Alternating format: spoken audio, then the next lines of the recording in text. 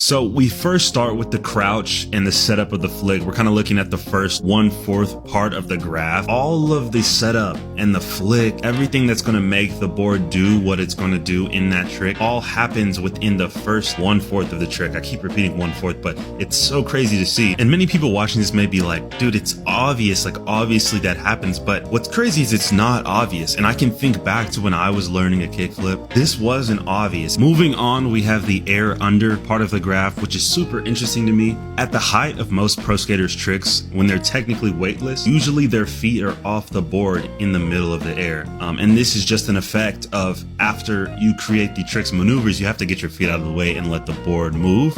So lastly, we have the catch and then the land portion. And I drew the line for the land portion because you're just moving back down to the ground, all the way back into that crouch position. But what you'll notice with pro skaters is that they catch high and then they're just kind of floating down to the ground.